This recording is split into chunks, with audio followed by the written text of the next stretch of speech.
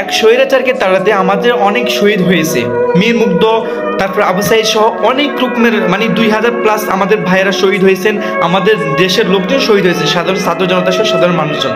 এই এক ফ্যাসিবাদীকে আমরা দূর করতে সক্ষম হয়েছি, বাট আমাদের রক্ত গিয়েছে, আমাদের জীবন গিয়েছে, আমাদের অনেক রকমের অনেক ভোগান্তিতে শিকার হতে হয়েছে।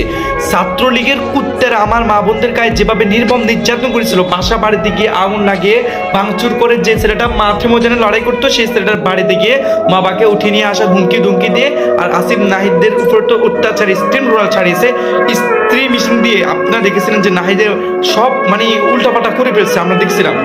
সে আরেক নতুন ফেসিবাদী যদি এদেশে আবার জন্ম নেয়, তাহলে কিন্তু আমাদের হাজার হাজার আবু সাঈদ দিদিও তা হয়তো তাদেরকে নামানো যাবে না।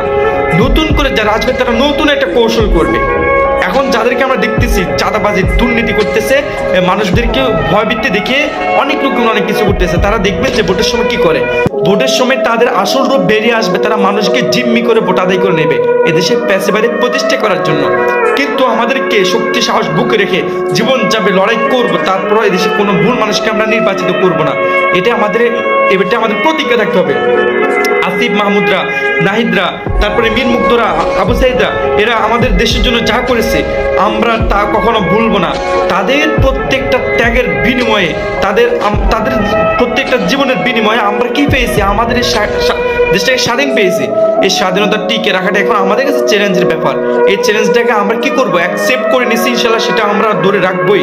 কোনো স্বৈরাচার এদেশে মাথা গর্জে উঠতে চাইলে, ইসলাম বিরোধী বামপন্থী কোন এক লোক যদি আবার দেশে স্বৈরাচার ফ্যাসিবাদী প্রতিষ্ঠা করতে চাই, তাকে কিন্তু একেবারে বুঝছেন জবাই টবাই করে দিব।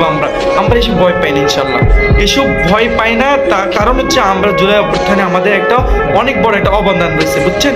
অবদান কিন্তু আমাদের ছিল। আল্লাহ আমাদেরকে হয়তো আমাদের আরো কিছুদিন বেঁচে রাখবেন, তাতে হয়তো আমরা শহীদ হয় নাই, কিন্তু শহীদের মর্যাদা লালন করে আমরা মাঠে নেমেছি যুদ্ধ করার জন্য। তো আমাদের মৃত্যু ভয় দেখে কোনো লাভ হবে না। এই জুলাই সারা জীবন চলতে থাকবে, এই বিজয় আমাদের অব্যাহত থাকবে। এই বিজয়তে যারা এই ঐক্যতে, এই বিজয়ে যারা আবার পাটল ধরাবে, তাদের কিন্তু শেষটা আমরা দেখে নেব, তাদের অস্তিত্বের সংকট করবে। কথা কিন্তু সাফ অ্যান্ড ক্লিয়ার।